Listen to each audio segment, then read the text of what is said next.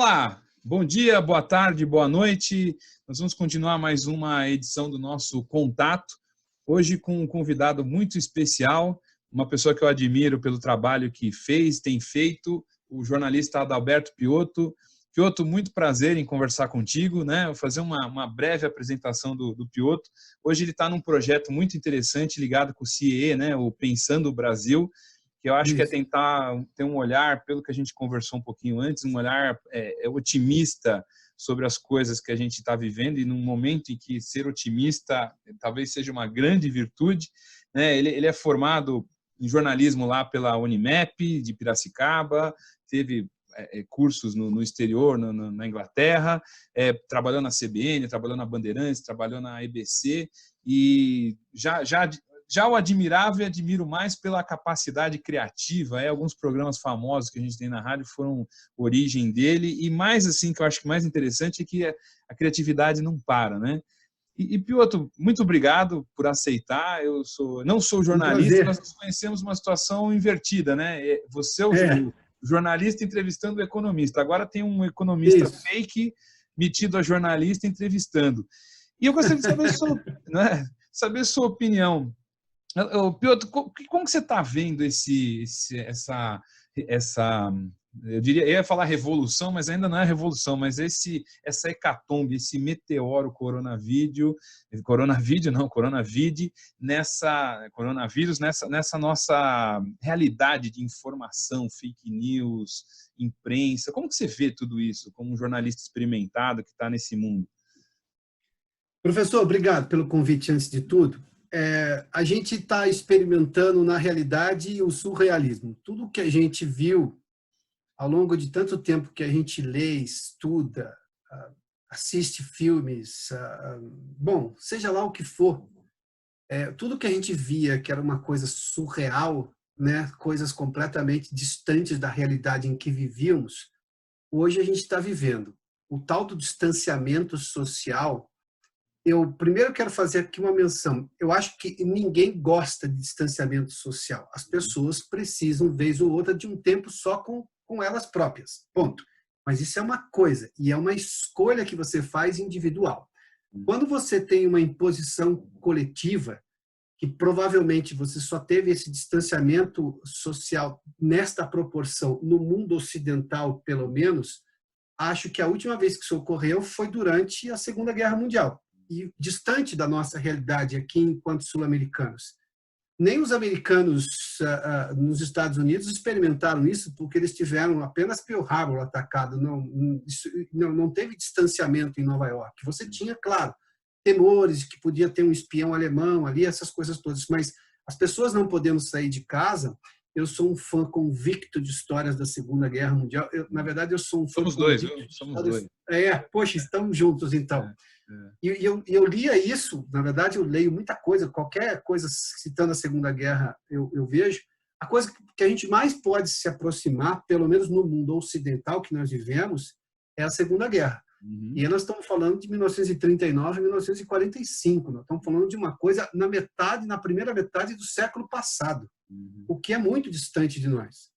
Obviamente que esta situação que a gente está nos está sendo imposta, que é a relação do confinamento nas suas casas, o distanciamento social, eu chamo de confinamento porque para mim me parece mais lógico. Não é só um distanciamento social. Quando ele diz fique em casa, isso não é distanciamento social, isso é confinamento.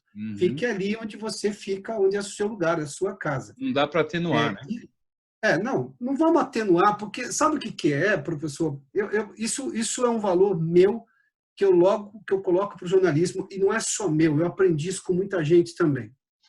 Se você não disser exatamente como são as coisas e o que é exatamente cada coisa, você até consegue convencer por um tempo, depois as pessoas percebem, a realidade cai, o peso da realidade tem valor muito maior do que o da gravidade. Ele vem para baixo e você vai ter que reagir. É natural do ser humano reagir. Então, o nome é esse, é confinamento mesmo. Não é lockdown, que ninguém pode sair para nenhum lugar. Não é como o ministro da Saúde disse outro dia. Mas é confinamento. Você está ficando em casa. Você sai para ir à farmácia quando você precisa, para ir comprar alguma coisa no supermercado. Se você tem algum trabalho que realmente ainda precisa fazer, você sai, mas também aí entra a história do distanciamento social. Eu vejo outro caminho e acho que o mais próximo que eu chego das pessoas, eu vou em horários que não tem ninguém numa avenida que tem aqui perto da minha casa, 7 metros. Porque todo mundo está se distanciando. É uma Atravessa a rua para não coletiva. encontrar o outro, né? Não, eu faço isso, a outra pessoa faz, ou seja, se eu aumento 3 metros para lá, aumento mais 3 para lá, se já tínhamos 1 metro de distância, são 7 metros. É simples assim, é uma conta óbvia, né? Ou seja, a gente está vivendo um momento que, claro, vai deixar marcas na sociedade, para o bem e para o mal. A gente vai entender qual é o drama de você ter, por exemplo, tudo aquilo que a gente imaginou. Imagina o que é um ataque nuclear. Imagina o que é você poder sair de casa e correr o risco de ser contaminado. Porque hoje nós temos o risco de ser contaminado, de contaminar alguém com vírus. Que tem ainda, levando-se em conta o tamanho das hecatombes pelas quais o mundo já passou e pode vir a passar se a gente não tomar juízo quanto ser humano, é uma coisa muito pequena. Ainda assim é pequena. A taxa de letalidade, por mais que os médicos catastrofistas queiram aumentar isso daí, a taxa de letalidade do coronavírus é baixa, perto de qualquer outro comparativo que nós tivemos no mundo. Mas é uma taxa de letalidade. Sabe que aquela história, né? Vamos comemorar porque a mortalidade é de 15% se você não for parente de um dos 15%. Se você não for aquele 15%. Isso chama-se sensibilidade, né? Então, óbvio, mas eu tenho que também levar em conta as questões estatísticas, porque elas são norteadoras, por exemplo, de política pública. Você só sabe o que fazer quando você sabe o tamanho do dano, o potencial do dano. Então, quem é o grupo de risco? Com esse eu tenho que tomar mais cuidado ainda. Estou tomando cuidado com todo mundo, porque tem uma coisa que nos une, e isso é interessante que o coronavírus está nos ensinando. O que nos une é qualquer coisa que seja serviço público de emergência. E, no caso, é o serviço público de emergência de saúde. Não adianta você ter plano de saúde se o hospital não tiver leito porque ficou superlotado. A lógica é essa. Quando as autoridades começaram a explicar isso de uma forma mais clara, as pessoas começaram a entender o porquê que elas tinham que dar a contribuição delas. Porque a gente vive no mundo livre. E no mundo livre, a gente tem a lógica de que você faz o que você... No Brasil, vamos pegar o caso nosso, as pessoas podem andar na rua tomando cerveja. Isso não pode nos Estados Unidos. Lá você tem restrições. As pessoas podem tomar cerveja às 4 horas da manhã se tiver um bar aberto. Se não tiver também, ela passa no supermercado 24 horas, tudo bem. Ela não pode dirigir. Bom, já é uma outra questão. Mas se você parar para pensar o tamanho de restrições que tínhamos e o tamanho de restrições que temos, a diferença é gritante. Para concluir um pouco dessa primeira pergunta que me fez, é algo completamente que a gente não... Porque a gente foi levado pelo mundo da fantasia do cinema ou da literatura a imaginar situações. O cinema, inclusive, mostra ali, né? Ele tenta colocar aquilo numa tela. Mas você nunca imagina que vai passar por aquilo. Você não acha que vai chegar esse dia. E você acha que se chegar, você já não vai estar mais aqui para ver isso tudo. E chegou. E chegou até de forma silenciosa, se a gente pensar, né? Porque tudo estava muito restrito à China. Eu acho que nós somos vítimas de uma sucessão de erros. E eu não estou querendo punir as pessoas que erraram, eu só estou querendo reconhecer que elas erraram e elas precisam reconhecer, porque isso melhora a nossa capacidade de interpretar as informações agora. Vamos lá. Eu não tenho teoria conspiratória acerca da China. A China fez isso ou aquilo. Eu não tenho provas para isso. Mas vamos lá. A OMS errou. A hora que ela não fechou a China. Ela teria que ter fechado a China. Ela teria que ter tido essa coragem de fechar a China.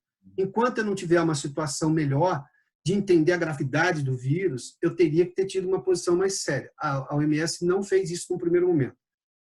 Tudo indica que ela errou o momento de falar que era uma pandemia. Deveria ter assumido isso um pouco antes. Bom, o que levou ao erro, a gente tem que apurar agora, e esse é um trabalho sério do jornalismo, a gente vai falar muito de jornalismo daqui a pouquinho, mas o que levou ao erro é muito mais importante do que o tempo que o jornalismo está gastando hoje entre apoiar um lado ou o outro de forma radical numa guerra política. Isso acontece nos Estados Unidos e acontece muito aqui no Brasil, porque isso tem peso absolutamente zero na solução do problema. Mas isso eu entendo que isso gera lá. Nós temos um problema de divisão ideológica no Brasil gigantesco. Mas isso, por exemplo, tira discussões que são extremamente importantes, como, por exemplo, o uso da hidroxicloroquina, que é um remédio que todas as evidências têm mostrado, e eu tenho acompanhado isso de perto, em que você tem chances de melhorar a sobrevida do paciente. Aliás, as chances são altíssimas. E a forma de tomar a hidroxicloroquina, se for no começo, você evita até a internação, que é a grande preocupação nossa. Eu fiz menção que o que nos une é o sistema de saúde, público ou privado, né? O que você tem um limitador para isso. E não adianta as pessoas falarem, se a gente tivesse 300 hospitais a mais. Bom, eu não sei. A gente poderia ter muito mais hospitais e mais condições clínicas de tratar qualquer coisa. Mas a gente nunca vai ter o hospital pronto para atender a população do planeta cada um, inteiro. né? Não, isso não existe, né, professor? Temos que ter bom senso nisso. Mas a discussão não está indo para aí. A discussão está, obviamente, de a gente ainda não ter aqui neste país um sistema de saúde que atenda as pessoas de forma respeitosa, de forma mínima, convincente no dia a dia. O que nós estamos vendo agora é um agravamento, só isso. Mas é algo absolutamente diferente de tudo. Eu acho que a gente vai aprender muita coisa. Eu espero que todos aprendamos muita coisa.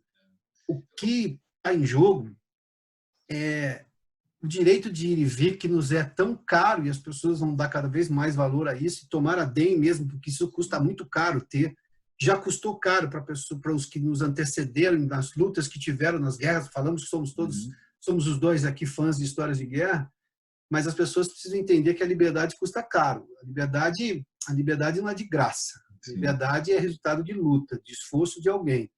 E essa história do vírus está nos contando uma história muito clara de o quanto a gente tem apreço pelo direito de ir e vir, pelo livre-arbítrio de decidir onde quer ir e quando quer vir. É muito interessante isso que você está colocando, e tem um componente, quer dizer, eu não sei se você tem essa impressão, mas aí fazendo um pouco a visão da pessoa que acompanha as notícias, né? Em alguns momentos eu acho que tudo isso parece tão fantasioso, no sentido de que você comentou a China, né? A gente não entende como isso surgiu, como isso cresceu, como isso tomou essa dimensão, a quantidade de informação contraditória. E eu mesmo, assim, nesses últimos dias, eu sou um defensor, assim, eu diria, ferrenho dos meios de comunicação tradicional, independente das visões, o meio de comunicação tem dono, então eles têm as suas visões, a sua pauta, seu editorial. Mas nos últimos dias eu tenho ficado um pouco exausto de ver talvez a mesma pauta nos mesmos lugares, e tem me surpreendido muito a quantidade de lives, né? E mesmo eu aqui com essa iniciativa pequena, mas a quantidade de pessoas que vêm parabenizar, que vêm comentar e falam, puxa, tem que fazer mesmo, tem que sair do lugar comum, abrir espaço para que a pessoa fale. E essa situação de você ter essa difusão de informação não corre o risco, você tinha comentado a realidade, né? Não corre o risco da gente imaginar que a realidade é paralela e que, de repente, esse vírus não é esse vírus todo, ou a gente está numa situação que não é exatamente essa, ou até essa paranoia de que isso foi criado por alguém com interesse. Tem algum mecanismo da gente sair disso? Você teria uma dica de como sair dessa panaceia, dessa paranoia que deixa todo mundo, eu diria, assim, desorientado? Professor, que está claro que tem um grau de histeria na situação, tem. O problema é que quando você quer discutir a histeria, o problema está nos radicalismos, né? O senhor é professor, o senhor tem a realidade de sala de aula, e quando o senhor promove provavelmente aqueles debates entre os alunos para discutir um tema, não raro aparece um radical de um lado e um radical do outro. É incrível como né, esses dois bichinhos estão dentro de qualquer lugar, né? Você nunca consegue ter um monte de bom senso. Você sempre parece vírus, né? Parece vírus.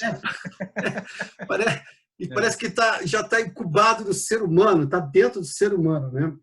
Eu me lembro porque, obviamente, eu fui aluno e eu via, sempre tinha nos debates. Às vezes a coisa era muito mais leve, e estou falando de uma época em que debates eram muito mais respeitosos. Sim. E as pessoas não se matavam depois. Sim. Eu nasci em 1972, eu me eduquei nos anos 80, eu entrei na escola em 1979, me eduquei nos anos 80, me especializei nos anos 90. Somos Simples assim. contemporâneos. Contemporâneos. Somos contemporâneos. E o que me assusta agora é que qualquer discussão ela tem que chegar nos extremos com uma rapidez gigantesca. Sendo que nem sempre você precisa dos extremos. Eu até entendo que em determinadas situações você vai ter questões extremadas, posições extremadas. Mas mesmo lá atrás, eu me lembro disso, somos fruto da redemocratização, né? Os que nos antecederam sofreram um bocado para nos darem a liberdade que tínhamos para discutir em sala de aula, ou em clube, em instituição, sei lá o que for. E eu sou muito grato ao passado, aos que me antecederam, porque, obviamente, que eu tenho privilégios que eles não tiveram, e eles que me conseguiram. E eu acho que é a minha função agora, a nossa, é você resolver os problemas que nós temos hoje, porque a próxima geração tem o direito de ter os seus problemas resolvidos, que são nossos, porque eles vão ter os novos problemas. Não uma herança de problemas, né? Senão, se a gente não resolve... Eu me lembro quando eu lancei o Orgulho de Ser Brasileiro, as pessoas me perguntavam o porquê. Eu falei, sabe o que é? Porque a gente precisa se discutir como país logo. Porque esses problemas que nós temos, porque a educação brasileira é ruim, a média da educação, né? Porque você tem problemas de saúde ruins ainda, porque tudo bem, mas isso é o nosso dever resolver. Porque imagina só, os que me antecederam ainda estavam brigando por acesso à escola, por acesso ao sistema de saúde. Hoje eu estou questionando a qualidade do acesso. Se eu não entender que isso foi um avanço, eu sou injusto. Então, isso é um avanço. Então, quer dizer, eu não preciso brigar por acesso mais. As pessoas já estão na escola. As pessoas já estão no sistema de saúde. Elas recebem vacina, por exemplo. O doutor Adib Jatene ele se lembrava muito daquela questão da vacina, a vacina Sabin, né, das gotinhas contra a poliomielite, né, a paralisia infantil. E nós tomamos essa vacina, eu tomei há quase até 10 anos, porque eu gostava de tomar vacina, eu ia no posto e dava. E a docinha. Era docinha. Mas, professor, pensa comigo, quando as pessoas começam a questionar o Brasil, e isso me deixa muito irritado, pessoalmente, porque eu olho para trás e vejo como era e como somos hoje, isso é simples, qualquer um pode fazer, não requer muita coisa, né? Em 1985, o Brasil vacinou um país continental, com infraestrutura muito deficitária ainda imagina como era em 1985, o Brasil vacinou o país inteiro de crianças abaixo de 5 anos de idade. Você se lembra que, falando de mídia convencional, o Jornal Nacional, os telejornais da noite, eu me lembro do Jornal Nacional, mostrando lá com aqueles barquinhos no meio dos rios da Amazônia, para chegar com a gotinha lá naquele isopor, porque tem que ficar gelada a vacina, aquela coisa da conservação. Meu Deus, se eu não valorizar isso que nós fizemos, mas eu tenho problema no sistema de saúde. Tudo bem, esse é o nosso problema. O acesso, alguém resolveu por nós. Agora a gente precisa conseguir qualificar o acesso, ou seja, já que o acesso existe, como é que eu faço com que isso fique bom? Voltando à questão da panaceia, eu acho que, obviamente, que tem um exagero muito grande nisso. Houve uma histeria, até porque tinha interesse político nisso. Eu, aos 47 anos de idade, eu não consigo mais, tendo anos de jornalismo, são 28 anos, cobrindo política e economia, eu não consigo mais ignorar isso daí. Ser inocente, né? Não dá mais para ser. Eu adoraria ser poliana agora, dizer, não, que nada disso, não dá. Tem interesse. Ontem eu vi, por exemplo, a entrevista do governador de São Paulo, João Dória, vou citar textualmente, porque senão a gente fica falando de hipóteses, mas eu estava assistindo. É um palanque político aqui. Se ele para no momento em que ele diz assim, olha, por questões científicas, técnicas, decidimos prorrogar por mais 2 semanas o confinamento em São Paulo, o estado inteiro e tudo mais. Eu acho que deveria ter melhorado, devia dizer, algumas cidades já podem começar a ter algum tipo de serviço, mesmo em São Paulo, algumas coisas a gente vai poder melhorar nisso, naquilo, ou não, mais uma semana fechada, depois eu volto a falar, mas enfim, isso é uma outra questão. Se ele parasse nisso, tudo bem. A hora que ele começa a falar, não, porque quero ver quem vai carregar corpos, quem é que vai carregar os mortos, aí começa uma exploração da miséria humana, que é das coisas mais asquerosas que o mundo político viu muito nos anos 80 nesse país. Eu estou falando dos anos 80, que foi quando eu acompanhei, no começo dos anos 90. Depois você começou a ter um certo nível de não exagerar. Voltamos a ter isso lá com o prato de comida da campanha da Dilma contra a Marina. Você lembra daquela história, né?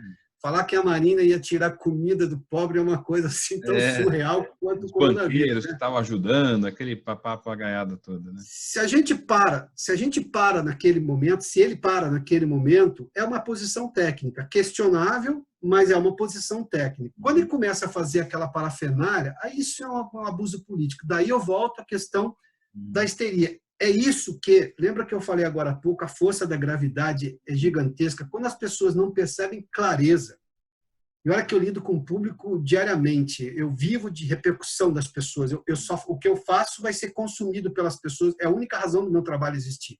E quando eu faço isso daí, se você não for claro para as pessoas, você pode até convencer no primeiro momento. No segundo, a hora que pesar a realidade, e ela tem a força da gravidade, se não maior, as pessoas falam, peraí, por que precisa ficar falando disso? Por que eu preciso ser, de novo, eu já estou consciente do vírus, eu já conheci os perigos, eu sei o que eu tenho que fazer, eu sei que as pessoas precisam se cuidar, eu sei que eu preciso evitar o contato social por enquanto não houver o achatamento da curva. Todo mundo está entendendo até de estatística. Pensa bem o que é isso. Pois é.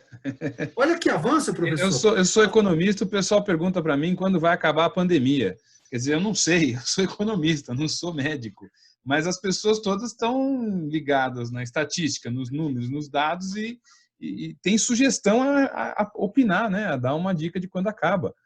E aí, quando elas vêm, vamos prorrogar por mais algum tempo. Tudo bem. O número de casos está nesse nível, tarará. Tudo bem. Isso tudo é informação que faz com que ela mesma consiga raciocinar e chegar a alguma conclusão. Quando eu começo a atacar o presidente, que depois vai responder lá na frente, e começo a falar que não, porque quem vai segurar os nossos, porque somos responsáveis, estamos salvando vida, depois salvaremos a economia, aí as pessoas olham e falam, não, aí não. Beleza, obrigado. Aí começa o problema da histeria, que gera uma preocupação maior e, pior ainda, um convencimento nas pessoas de que talvez não seja tudo isso, que seja só uma razão para alguém poder fazer um discurso e ter algum ganho eleitoral com isso. Você está falando de um negócio? Você está falando de um negócio, quer dizer, a gente vive a crise da liderança, e não é de hoje, né? Quer dizer, já tem uns anos que se discute a crise da liderança. E tudo que você está falando, eu talvez traduziria para legitimidade. Quer dizer, você começa a ter uma dificuldade de encarar as pessoas, encarar líderes, encarar o próprio organismo de imprensa, porque talvez você olhe para aquilo e fale, isso aqui não tem legitimidade para ser convincente. Quer dizer, tem uma das coisas interessantes que a gente vive nos tempos de hoje, e essa geração mais nova que você tinha comentado, eles gostam da legitimidade, mais do que da legitimidade, né? Da transparência, de que as pessoas sejam efetivamente aquilo que são. E fazendo essa nossa comparação com Segunda Guerra, quer dizer, eu gosto muito de olhar a Segunda Guerra do lado dos russos, né? Se você estuda, quer dizer, também essa parte, tem aquele general Zhukov, que foi general russo, eu tenho citado ele, assim como o pessoal tem citado muito Churchill, quer dizer, que acho que é o exemplo de legitimidade e franqueza, porque o discurso dele era efetivamente desesperado naquele momento, né? O que você sugere, quer dizer, por que a gente perdeu essa legitimidade? Você acha que é só esse envolvimento político? Você acha que tem muita questão financeira? Será que não haveria uma possibilidade de se emergir pessoas, instituições que passem isso? Porque talvez o grande problema da mídia, da internet, é que a gente olha todo mundo, está todo mundo falando, nós estamos aqui falando, mas qual a legitimidade que essas pessoas têm? Você acha que a gente vai emergir alguma coisa legítima de tudo isso? Porque a gente precisa conduzir isso com legitimidade. E minha sensação é que não tem. Não há quem tenha essa legitimidade. Professor, eu acho que eu posso ponderar isso por algumas experiências que eu vi ao longo desse tempo aqui. Eu vou citar a minha tese do que eu chamo de pergunta de pessoa jurídica e resposta de pessoa jurídica. Ela serve, mas não convence. O que é pergunta de pessoa jurídica e resposta de pessoa jurídica? É completamente diferente do que nós estamos fazendo aqui. Você me pergunta exatamente o que você está sentindo, o que você realmente quer saber, e eu estou lhe respondendo exatamente o que eu penso, absolutamente aberto. Isso tem um formato, tem 2 telas, é a tecnologia do Zoom, as pessoas vão assistir, mas elas vão se sentir representadas naquilo do ponto de vista que aquilo não está formatado de um jeito para convencê-las de nada. Elas vão ouvir e elas vão se convencer se elas quiserem ou não, mas eu não criei um cenário para aquilo. Então, o que eu tenho hoje, sobretudo na mídia, e a mídia é responsável por isso também, porque ela usou da mesma forma. Quando eu tinha aqueles telejornais todos certinhos, as perguntas todas marcadinhas, você percebia claramente que a terceira pergunta não tinha a ver nada com a segunda resposta. Uhum. Ou seja, eu trago um entrevistado para conversar comigo, eu pergunto a ele, ele me responde. Aí eu pergunto de novo, ele me responde de novo. Obviamente que eu já entabulei uma conversa. Uhum. Todas as perguntas que vierem a partir dali precisam ter alguma conexão. Uhum. Ou mesmo que ela não tenha uma conexão, lá na frente fala assim, mas você me respondeu agora há pouco, que você fez menção a um outro ponto de vista, porque, claro, isso é a naturalidade. Uhum. O que eu quero dizer com isso? Que você criou dentro da mídia o seguinte, vamos resolver o problema do horário. Eu tenho que fazer uma entrevista, chamo o especialista A, B, C ou D, dependendo, obviamente, da crise que eu tenho que resolver aqui de informação, qual é a pauta do dia. Eu faço as perguntas, não as que eu quero, são as que eu acho que o público quer, o que é um erro pensar desse jeito.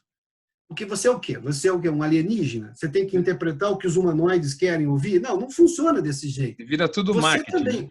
Eu tô exatamente, você vender. Isso, você é um ser humano, você tem as mesmas dúvidas sobre o coronavírus que qualquer outra pessoa. Você tem os mesmos receios ou não, mas sejam eles quais forem, são receios humanos, são receios de alguém que está vivendo aquilo. Uhum. Eu não preciso fazer aquele distanciamento como superpoderoso da televisão. Uhum. Lá atrás, a gente tinha formato porque era tudo muito novo. Vamos imaginar no Jornal Nacional dos anos 70 e começo dos anos 80. Era tudo muito novo. Uhum. Tanto é que você não dava boa noite. Você chamava o repórter no ao vivo, você não dava boa noite. Mas como assim? As pessoas se dão boa noite antes de começar a conversar. Ou boa tarde, bom dia, dependendo do horário. Não tinha, era proibido falar boa noite. Você chamava assim, vamos conversar com o repórter Carlos Honorato agora. O Carlos saía falando e acabou. Mas peraí, qual é a interação? Até que depois se percebeu que aquilo estava completamente distante.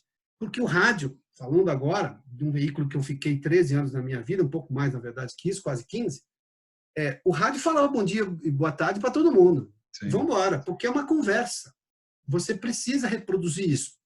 A televisão, que superou o rádio durante muitos anos, começou a buscar no rádio inspiração para ser mais natural. Uhum. Então, vamos lá. O que eu chamo de pergunta jurídica e resposta de pessoa jurídica? São as perguntas que estão formuladas para atender uma expectativa que eu imagino que seja real. Eu nunca estou perguntando o que eu realmente quero perguntar, e o entrevistado saca isso porque ele foi treinado no Media Training para responder só aquilo. Então, as pessoas não saem dessa zona de conforto que não convence ninguém. Preenche o espaço, todo mundo assiste, o sujeito falou daquilo, não sei do que. Tá, mas isso não avança.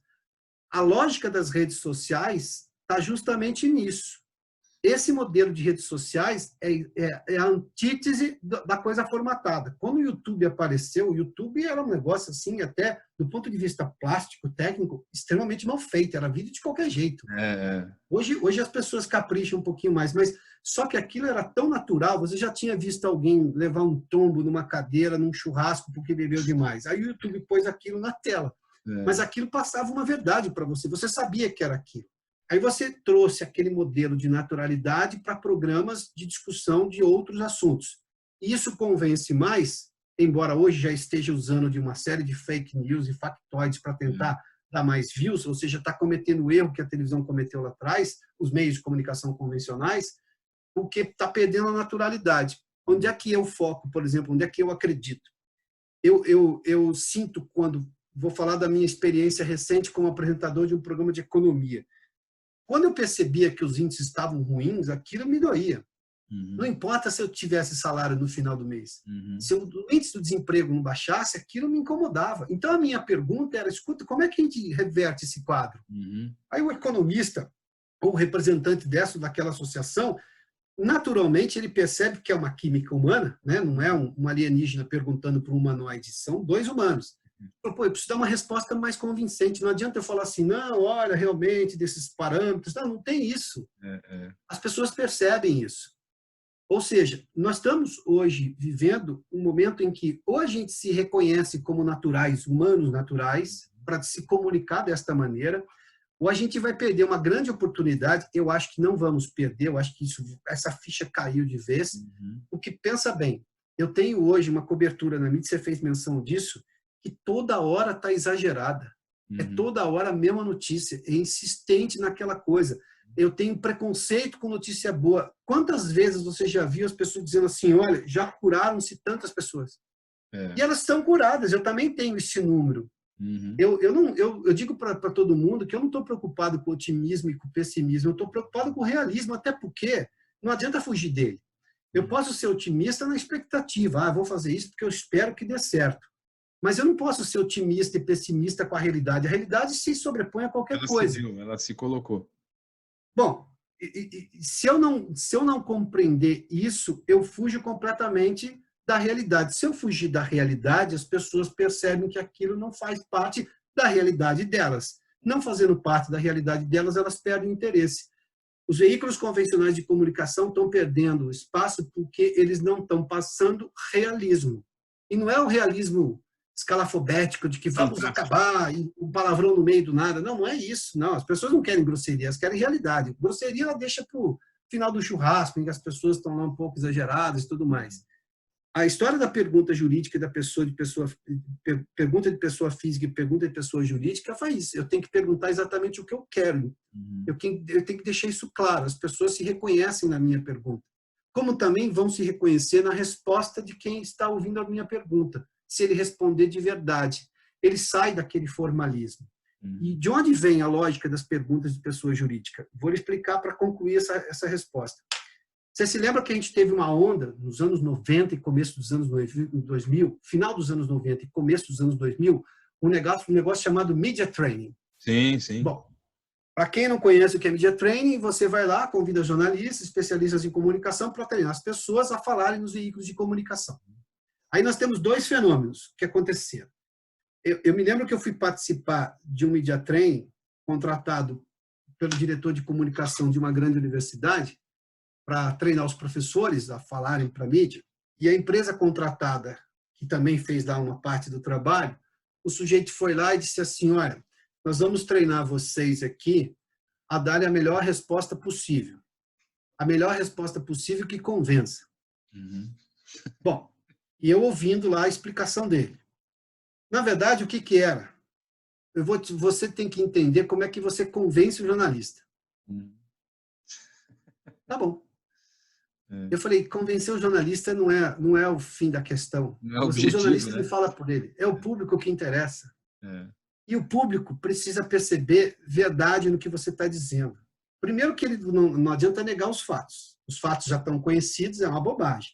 Se você não falar com eles de forma natural, ou seja, como pessoa física, embora esteja ali representando uma entidade jurídica, uma empresa, uma universidade, uma instituição, você tem que falar o que você realmente sabe. Claro que eu vou te treinar a usar palavras corretas, não usar palavras que dão duplo sentido. Isso é função do media training, mas eu não posso formatar alguém a dizer uma mentira que convença. O que vale mais? Uma mentira que convence ou uma verdade que não convence?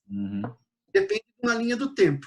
Hoje é a mentira que convence, amanhã é a verdade, porque ela vai se sobrepor pelo resto dos dias. O que vale mais a pena? Esse tipo de... Desculpa, mas te provocando, quer dizer, a gente também não entra na ditadura de falar o que o povo quer ouvir, entre aspas, de que o público quer ouvir, e eu não me preocupar em falar alguma coisa que seja... Eu não estou saindo da ditadura do agradar o jornalista para agradar o povo, e no fundo... Não, mas eu entendi seu ponto de vista. O que eu quero dizer é, você tem que convencer o público, não falar o que ele precisa, o que ele quer ouvir. O que eu quero dizer é, você sabe o que se passou. Vou imaginar, você é o porta-voz, você conhece a história. Se você acha que você tem que usar determinadas expressões e você convencer o jornalista e ele vai te tornar uma fonte, você está errado, porque o que interessa é como essa mensagem vai chegar no público. Longe de querer dizer o que o público quer ouvir, porque você acha que o público quer ouvir que ele vai ter que ficar em casa? Não, eu tenho que explicar para ele por que ele tem que ficar em casa por causa de um vírus que ninguém tem noção clara sobre tudo. eu tenho que dizer a verdade para ele. Agora, esta verdade precisa vir diariamente, porque as pessoas são muito diligentes, elas são muito mais diligentes do que eram, diariamente com fatos que convençam todo dia a ela permanecer em casa. Uhum. Quando eu vou lá e faço, voltando ao caso do Dória, que é a antítese da boa comunicação, que eu acho, nos anos... Apesar de ele vir do setor, né? Apesar de ele vir... Mas ele veio de um setor que fazia fantasia.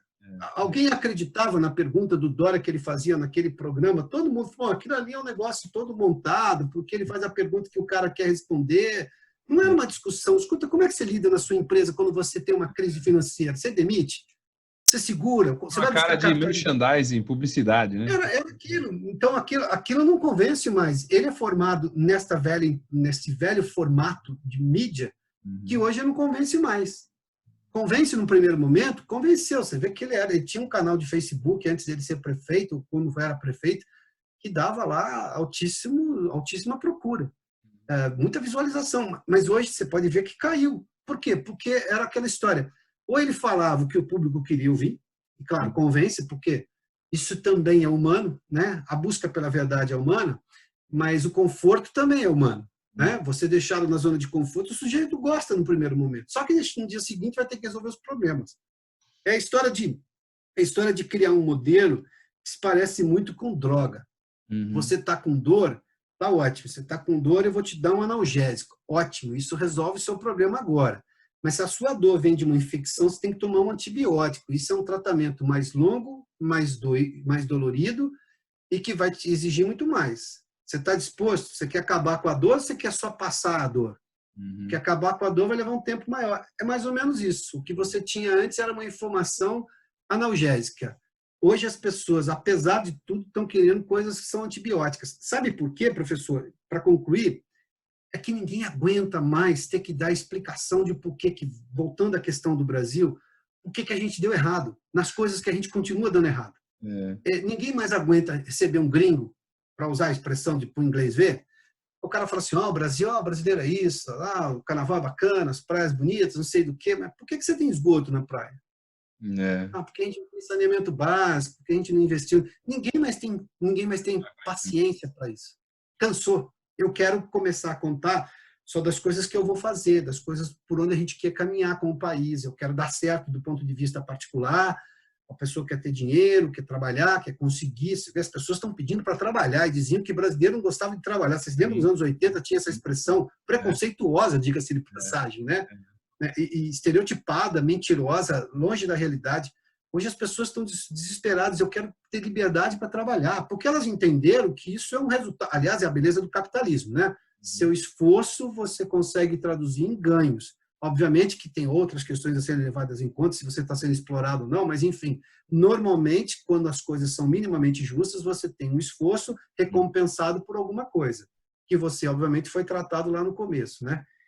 Agora, é mais ou menos isso. Eu não posso deixar de fugir disso. Você citou o Dória, e é curioso que, dependendo das respostas que a gente der aqui, nós vamos ser taxados de coxinhas, né? Eu costumo brincar que, quando eu dou aula de economia, a primeira aula o pessoal olha para mim e fala, esse cara é coxinha, esse cara é PSDB. Na segunda aula o pessoal acha que eu sou petista. Na terceira aula eles acham que eu sou Bolsonaro. O que me deixa muito feliz, porque ninguém sabe exatamente qual que é o meu pensamento. E eu não posso deixar de perguntar, quer dizer, você acha que o estilo de comunicação do Bolsonaro é efetivo? Depois eu faço um comentário, eu não quero antecipar, mas você falou do Dória, que acho que são as duas antíteses que a gente tem hoje nessa crise do coronavírus. O que você acha do estilo de comunicação do Bolsonaro? Quer dizer, dentro de tudo isso que a gente falou, o Dória... Depois eu falo, senão eu vou acabar falando antes da hora. Vai lá, qual a sua opinião? Tá. O presidente tem conteúdo e erra na forma de uma maneira, assim, ultrajante. A forma dele... Porque, na verdade, o erro dele é achar que ele fala só para um grupo. Porque ele ascendeu politicamente falando só para um grupo. Para um grupo. Ele sempre foi o sujeito que defendia a pena de morte. Ele foi o sujeito que defendia que as pessoas tinham direito de ter armas. Eu não estou nem entrando no mérito dessas questões. Só que isso consegue falar com um determinado grupo. Ele depois, durante o processo eleitoral do ano passado, na verdade até pré-eleitoral, um ano antes, quando ele começou a falar que ele queria concorrer à presidência, ninguém levou a sério, e depois a imprensa insistiu em fazer chacota com ele, do mesmo jeito que a imprensa americana fez com o Trump, e não é função, muito pelo contrário, é altamente não recomendável que você faça chacota, o jornalismo não vive disso, você não tem direito de fazer chacota com uma fonte de notícia, seja ela qual for. Isso o jornalismo errou e errou de forma assim. Bom, o jornalismo dado como um dos melhores do mundo americano errou e errou feio, e o jornalismo brasileiro conseguiu copiar os erros do jornalismo americano, o que é lamentável duplamente. É um lamento elevado a alguma potência. Mas vamos lá. O presidente ainda se atém a achar que ele fala para um determinado grupo. Você pode ascender, não estou dizendo nem politicamente, você pode ascender como alguém que tenha sendo um formador de opinião, tendo uma posição dura sobre determinada coisa, até radical. Não há defeito nisso, a democracia lhe dá esse direito, a liberdade de expressão lhe dá esse direito. E você vai ter pessoas que vão concordar ipsis literis com o seu radicalismo. Só que cada vez mais, quando você começa a juntar pessoas, você, que é a fonte da informação, precisa fazer uma escolha. Eu quero continuar falando cada vez mais para o meu grupo original, ou eu vou compreender que o meu objetivo era agregar mais gente que não vai vir exatamente só pelo radicalismo. Vai vir porque tem alguma semelhança de pensamento em relação a alguns pontos de vista que eu defendo. O erro do Bolsonaro, na minha opinião, foi não entender exatamente esse aumento de seguidores ou de pessoas que queriam ouvir o que ele tinha a dizer, que até concordavam com ele ou com o efeito das posições que ele tomava, como, por exemplo, quando ele se apresentou anti-PT. Isso foi muito claro, as pessoas votaram, muita gente votou no Bolsonaro porque não quer ver o PT nem pintado de ouro. Aliás, essas pessoas continuam não querendo ver o PT. Sim. O PT é um natimorto dentro da política brasileira. As próximas eleições não teremos, provavelmente, hoje, claro que em política tudo muda, né? E muda diariamente, mas eu acho muito difícil a gente ter a mesma disputa que tivemos na eleição passada. Tudo leva a crer que haverá, se a gente tiver alguns líderes novos surgindo, haverá uma renovação. Não necessariamente de partidos, essas coisas todas, mas de posições um pouco mais abrangentes na sociedade. Voltando à questão do Bolsonaro, ele erra na forma. O Bolsonaro tem problemas com algumas palavras. O que ele quer dizer, ele pode dizer de uma maneira muito mais leve. E aí você vai dizer, ele precisa formatar para fazer o que as pessoas querem ouvir? Não. Acontece que tem certas expressões e certas maneiras de você falar que você provoca muito mais a ira das pessoas do que qualquer outra coisa. E você não quer a ira das pessoas. Você não está levando as pessoas para a guerra. Você não está levando as pessoas, olha, vamos todo mundo agora que a gente tem que matar todo mundo que está na frente. Não, você tem que ir lá convencer. A gente está levando as pessoas para a guerra todo dia, né? Porque a sensação que dá é que todo dia você está indo para a guerra. Né? E não é isso. As pessoas sabem que elas têm que continuar acreditando no país, que elas têm que continuar trabalhando, que elas não podem mais votar naquele ou naquele partido que destruiu o país. Tá, tudo bem. Só que você não precisa, toda hora, criar um inimigo novo todo dia. E esse formato de comunicação, não vou dizer que não tem lá seu ganho. Óbvio que tem. Ele está aí ainda aí. Mas isso tende, normalmente, a acabar logo depois. E vou lhe explicar por quê. Na minha concepção, nossa lógica brasileira, estou falando de latino-americanos brasileiros, nós não somos o povo, por mais que pareça que estejamos perto disso, eu não acredito nisso, nós não somos o povo do chuta-canela. Os argentinos são chuta-canela. Os argentinos lidam bem com chutar-canela um do outro. As discussões de argentino, para quem já pôde ver, a lógica da sociedade deles foi assim. Os americanos são chuta-canela. Eles tiveram uma guerra de secessão. Para pensar o que é isso daí. Né? Os russos são chuta-canela, né? É o estilo da cultura deles. Eu não estou nem fazendo julgamento de mérito. Não é o nosso objetivo aqui. Os brasileiros não são. E isso não é um defeito também. As pessoas acharam que, porque a gente deveria ter tido mais sangue na história do Brasil. Eu falei, tudo bem, você quer doar o seu sangue para isso? Talvez a gente não tenha sido inteligente de fazer as coisas de uma outra maneira e construir uma sociedade sem muito sangue. E olha que eu sou adepto de histórias de guerra, eu sei que guerras moldam sociedades, isso é muito importante, Mas tudo bem, precisa saber se o sangue de quem que vai ser derramado. Quando as pessoas dizem, vamos à guerra, tá, tudo bem, mas é o seu sangue ou o sangue do outro? Porque o sangue do outro, aí, né, tudo bem, aí é uma zona de conforto que não combina. Mas a comunicação dele, a forma da comunicação dele, vamos pegar um caso prático. Ele tem todo o direito de discordar do ministro da Saúde, do Henrique Mandetta.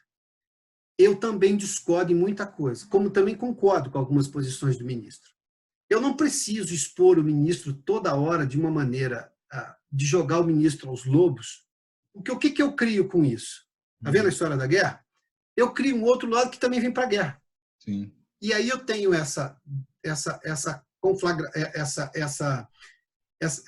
beligerância dos dois lados. Né, quer dizer, eu nem acho que o ministro esteja fazendo um excelente trabalho, porque não está, se tivesse, você não tinha subnotificação de casos, né? Quer dizer, a gente tem uma pandemia. Ontem eu até estava assistindo aquele jornalista do SBT que faz algumas reportagens, fugiu o nome, o Cabrini. Ele fez uma visita nos hospitais aí da Zona Leste de São Paulo, contando um estado de terror. Tudo bem, a gente tem que olhar a fonte, qual é o objetivo e tal, mas eu tenho dúvidas de que a gente realmente não tem um estado de terror. A gente tem situações em que você vai ter muita mortalidade. Então, o ministro não está na perfeição da sua execução do cargo, ele não é perfeito. No outro extremo também, ele está fazendo o possível, né? Quer dizer, não é o... E o que está se criando, o que é curioso, é que os anti-Bolsonaro hoje adotam o ministro como seu fiel escudeiro numa briga que é absolutamente irreal, né? Não diria irreal, mas é bizarra do ponto de vista de... Professor, deixa eu pegar uma expressão sua. Veja o que o senhor acabou de construir. Os anti-Bolsonaro tomam o ministro da Saúde como seu fiel escudeiro numa guerra. Pois é. Está tudo errado isso daí, né? Está tudo errado. É o ministro da Saúde, para começar. O Bolsonaro. É incrível, né? Que ele próprio escolheu, que ele próprio assinou a nomeação e tudo mais. A comunicação dele é ruim. Uhum. Teria outras formas, inclusive do próprio ministro. Só que daí, todo dia você vai para uma reunião, imagina só. Eu fico pensando o que passa pela cabeça do presidente da República e do ministro da Saúde. Eu vou todo dia para uma reunião, ou cada dia que eu vou numa reunião, eu vou lá pronto para ouvir algum extremismo de alguém.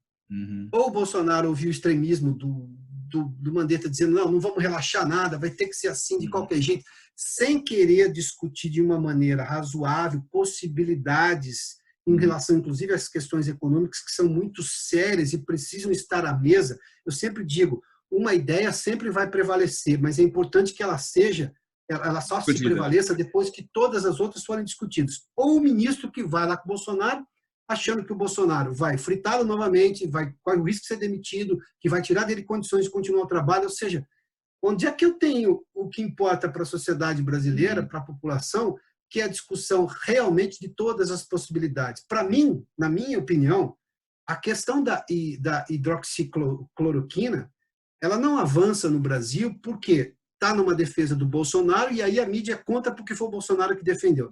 Que, por acaso, tem o Trump também defendendo. Sim. E aí ela não avança porque, como veio deles, então já é ruim. Lembra da história da guerra? Não pode dar certo, né? Não, e é uma bobagem porque eu tenho uma série de experimentos aí mostrando que realmente está funcionando e a droga pode ser uma saúde para essa crise de saúde. Por outro lado, pode ser uma saída, para essa crise de saúde. Por outro lado, o ministro vai lá e diz, não vamos fazer nada. Não vamos fazer nada porque enquanto todas as organizações médicas não chegarem a uma conclusão, vamos lá no começo da nossa conversa, a OMS errou lá atrás. Uhum. Quem me garante que a OMS não esteja errando agora e não permitiu o uso da cloroquina ou da forma do hidroxicloroquina em tratamento de Covid já no começo dos primeiros sintomas? Uhum. Se ela errou lá atrás, ela pode... Mas eu não tô querendo culpar a OMS, eu só estou querendo considerar que ela também erra. Então, eu não preciso esperar que todo mundo chegue a uma conclusão científica. O momento é de guerra. A guerra real é a humanidade contra um vírus. Isso é uma guerra. O estado de guerra que nós estamos vivendo é esse, de limitação de espaço, de limitação de ir e vir e tudo mais. Então, eu preciso entender que eu não posso esperar. A gente estava falando sobre a Segunda Guerra, o general Patton, que foi talvez o principal general americano na Segunda Guerra, ou pelo menos o sujeito mais falado na história da Segunda Guerra, pelo lado dos americanos, ele não seguia as recomendações do alto generalato dos aliados. Ele ia de acordo com a situação que ele via, até porque ele estava no front, ele via a situação.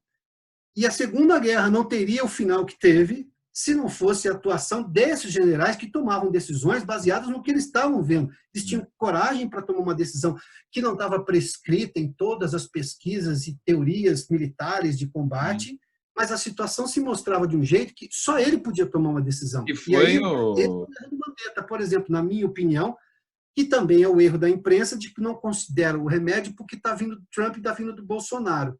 E aí eu não tenho uma discussão real de se eu tenho risco ou não tenho risco. Eu só tenho a afirmação de um lado radical e a negativa do outro igualmente radical. Que é o mesmo, assim, é impressionante esse espelho que tem com o lado lá dos russos, né, da União Soviética, em que os generais que sobraram ao expurgo do Stalin também tomaram uma série de decisões que o Stalin não sabia. Quer dizer, se eles tivessem seguido o que o Stalin tinha dito, provavelmente também teriam perdido a guerra, né? Agora, esse panorama do que você está colocando, eu vou ser simplista em resumir isso numa dicotomia pós-coronavírus.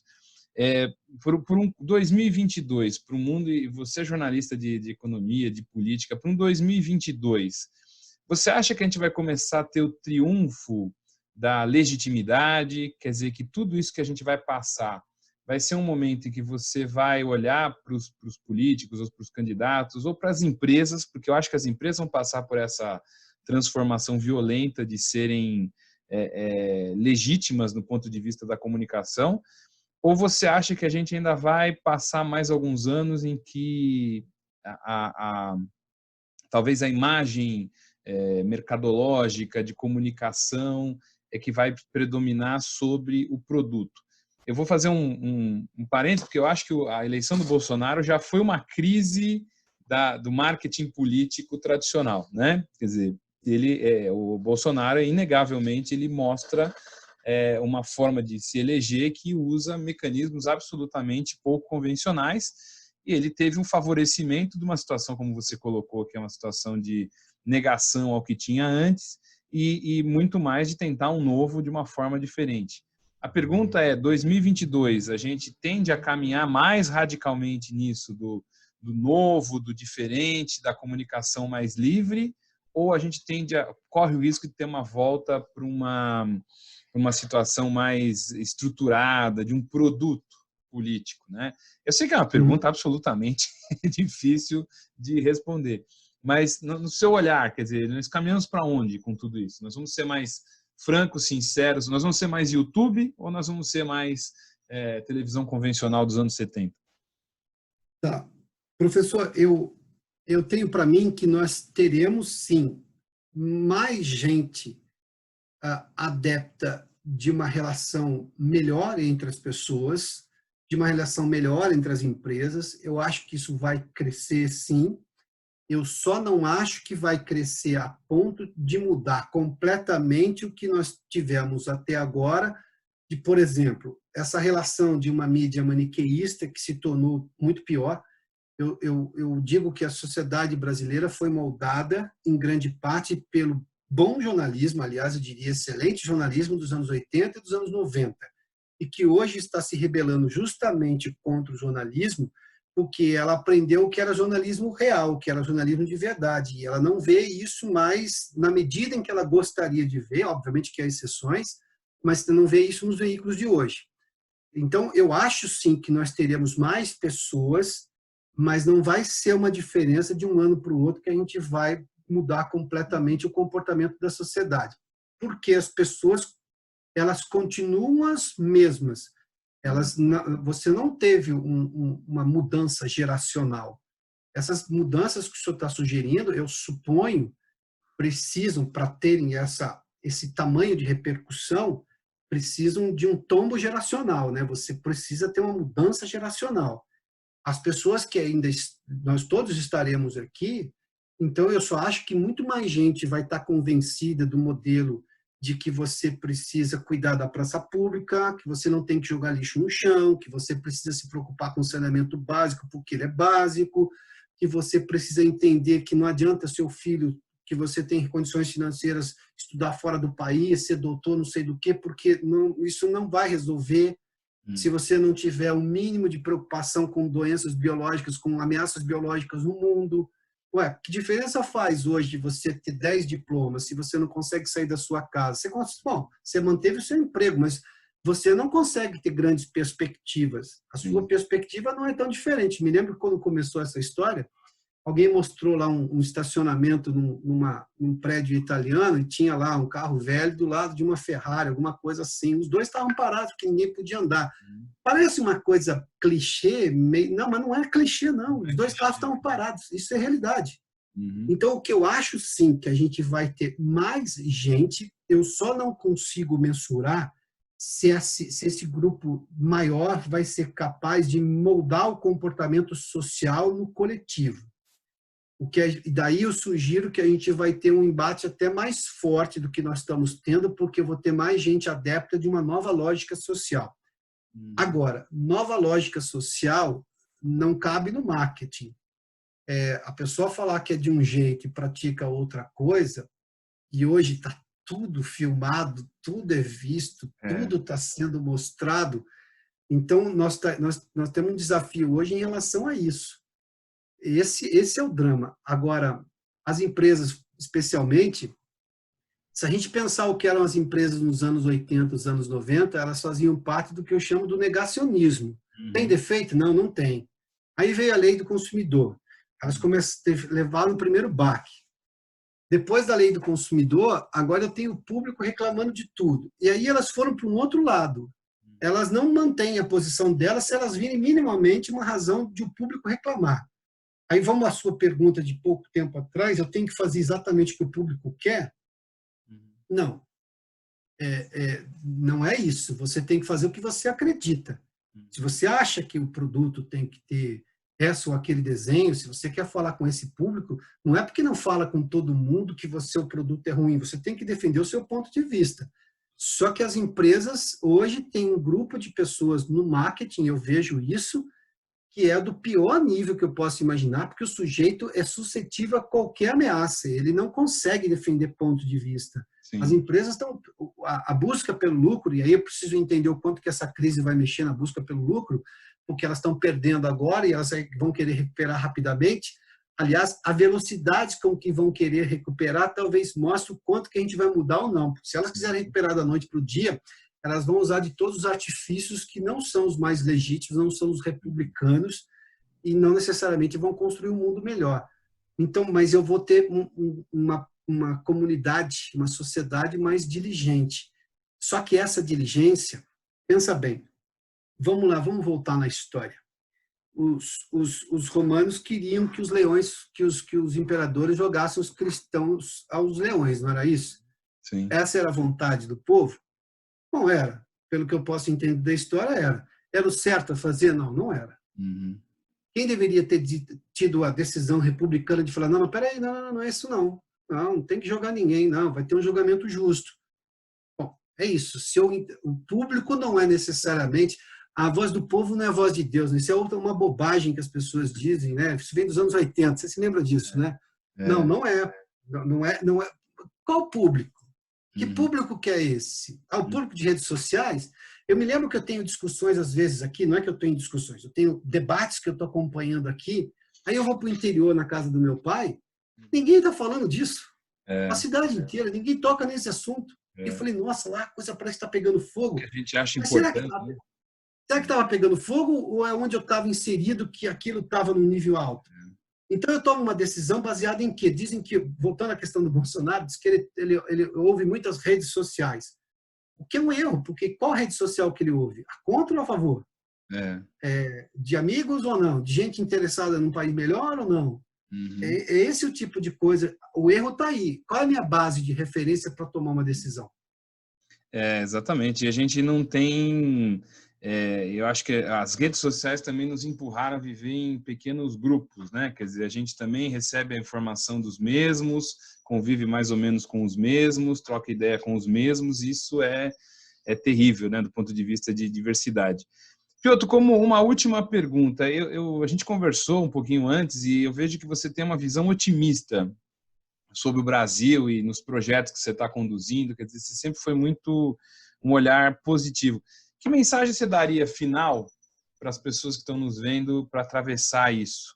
Quer dizer, qual seria, o que você se apega para atravessar isso com confiança, com otimismo? Não sei se é possível ter otimismo. Acho que sim, mas o que te leva a passar por isso com confiança?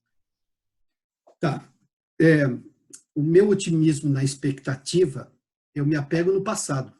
O passado é minha razão para acreditar que a gente sempre evoluiu. Seja como espécie humana, tá? O ser humano só tem uma razão de existir, é avançar. Você não vê recuos do ser humano na história. Tá, oscila um pouco aqui, um pouco mais devagar em algum momento. Se a gente pegar a história da espécie, a gente só teve avanço. E se eu considerar o que eu tenho hoje do que o meu pai teve, a minha mãe teve, que os meus avós tiveram, aí alguém vai falar assim, mas essa comparação, qual comparação eu posso fazer? Se eu pensar na história do meu país de 40 anos atrás e na história do meu país hoje, vamos lá, vou pegar um caso que é muito claro e para mim ele é notório para dizer. Se eu reclamar de saúde, a saúde brasileira pública é ruim, não sei do que, as pessoas sempre fazem essa menção. Tá, ela não é ruim. Ela tem deficiências localizadas. Eu explico. Tem um lugar, um dos melhores lugares no mundo para você nascer ou estar se você tiver, por exemplo, HIV é o Brasil. O Brasil foi o pioneiro em ter tratamento pelo SUS, pelo Programa Público de Saúde, pelo Sistema Único de Saúde, de pessoas que tinham HIV. Custo zero. Acesso a medicamento. No país inteiro. O país, um dos melhores lugares, se você precisar fazer transplante, e eu estou falando de coisas de alta complexidade, em que você precisa de tecnologia de ponta, médicos extremamente preparados, e isso é muito caro, e isso é feito pelo SUS no Brasil, qualquer transplante de fígado, por exemplo, eu estou há tempos tentando fazer um filme sobre transplante de fígado, eu não consegui convencer empresários a financiarem um filme que por acaso nem é caro, porque é a notícia boa, e eu não consigo. E não é boa porque eu estou querendo fazer ela boa, é porque ela é boa, é o realismo. Eu não estou sendo otimista. Um dos melhores lugares para você nascer ou estar é o Brasil. Você não tem vacinação em massa, tanto quanto você tem no Brasil em outros lugares do mundo. Você raramente encontra exemplos como o Brasil em relação a isso. Mas você vai dizer, eu vou no pronto-socorro e está lotado. Aí eu vou no pronto-socorro e às vezes falta uma coisa pequena. Tá, então, isso é uma deficiência localizada. Agora, se eu for colocar o SUS como um todo, dizendo, por causa de um problema localizado, dizendo que o problema é do SUS, aí eu não considero todo o avanço que nós tivemos, e convenhamos, pensa bem, nós temos hoje um sistema único de saúde que vacina pessoas, que atende as pessoas, eu tenho problemas localizados? Tenho, mas eu tenho um sistema único de saúde, a China não tem. Sim. Os Estados Unidos têm um problema para ter isso aí, porque desde o Obamacare tem uma discussão lá que não avança. A Europa tem isso, só que tem um custo ainda mais alto para o cidadão. Eu consigo fazer transplante num país pelo SUS, em que você não consegue fazer isso em qualquer lugar do mundo, inclusive no primeiro mundo. Então, eu me baseio pelo que nós éramos e que nós somos. Só que isso custou, e custou muito para os cidadãos que nos antecederam, para as gerações que nos antecederam. Nós melhoramos.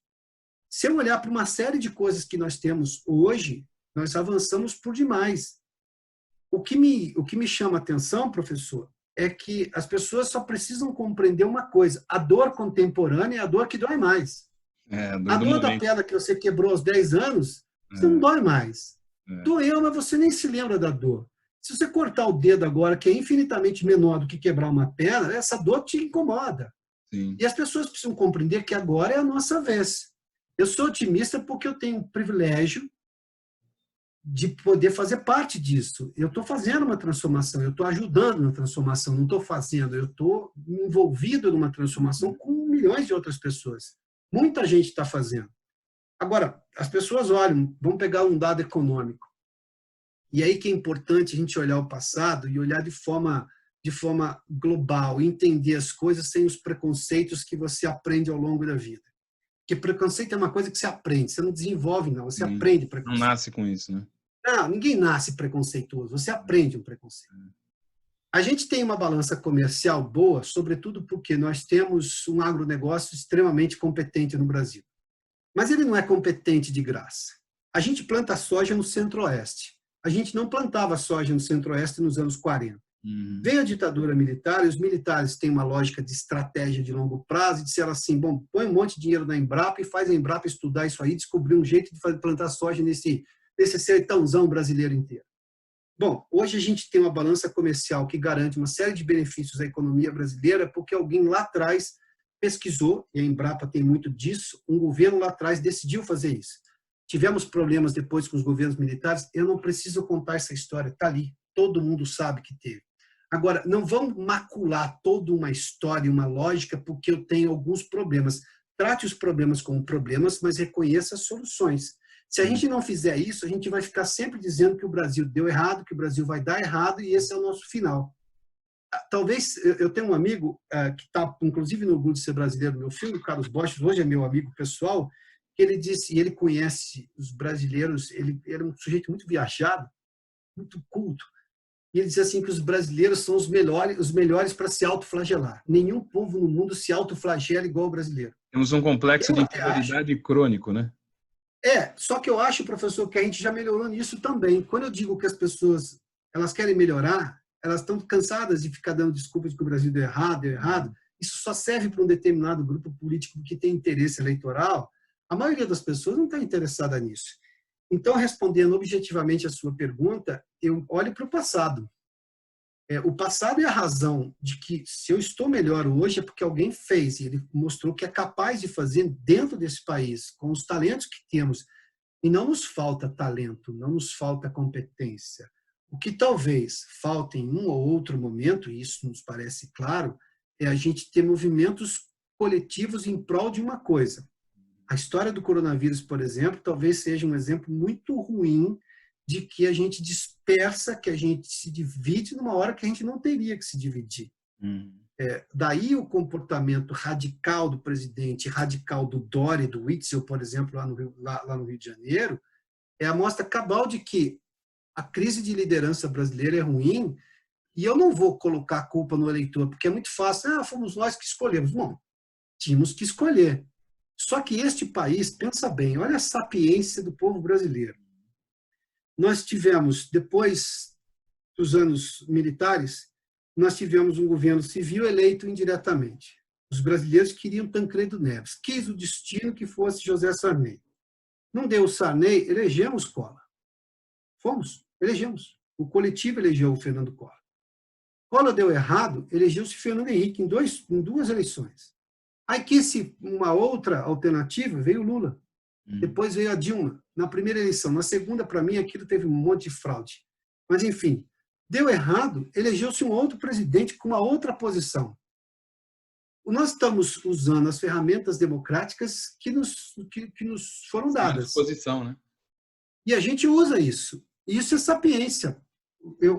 Quando eu morei na Inglaterra, eu achava interessante aquela vez ou outra, porque já é um país dividido, né? Você tinha lá os conservadores e os trabalhistas, agora os liberais têm um grupo maior, nos anos 90 não era assim. E eu disse para eles um dia, ele falou assim, não, aqui quem é trabalhista é quem é conservador. Aí eu falei, mas não são vocês que decidem a eleição. Quem decide a eleição é provavelmente um grupo lá de 10%, que uma hora votava com os conservadores, outra hora votava com os trabalhistas. No Brasil, nós temos um grupo que eu chamo de 30%.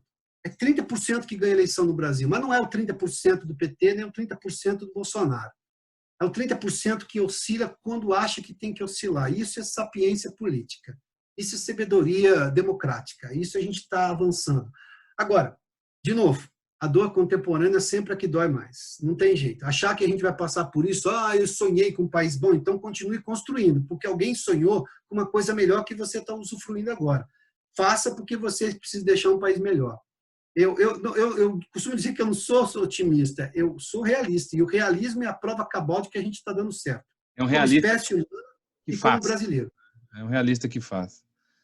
É. Bom, Adalberto, olha, muito obrigado pela nossa conversa. Eu acho que você deu uns insights aí para uma próxima, né? Questões eleitorais do passado, talvez tenha umas teorias da conspiração, de momentos históricos brasileiros. E você não é a primeira pessoa nesse momento que está olhando para o passado, no bom sentido de dizer o seguinte: nós temos que olhar para a história para ver exemplos passados, para ver como que a gente reage para o presente e futuro. Quer dizer, história e ciência estão sendo valorizados agora novamente, e talvez isso seja um grande benefício que essa crise toda trouxe para nós. Piotr, eu queria te agradecer muito por essa aula de comunicação, de jornalismo. Olha, é excelente, e nós vamos voltar a nos conversar. Será um prazer aqui revê-lo nesse canal. Muito obrigado, viu? Professor, obrigado. Honrado com o convite. Muito obrigado, um abraço a todos e nos vemos em breve. Até logo.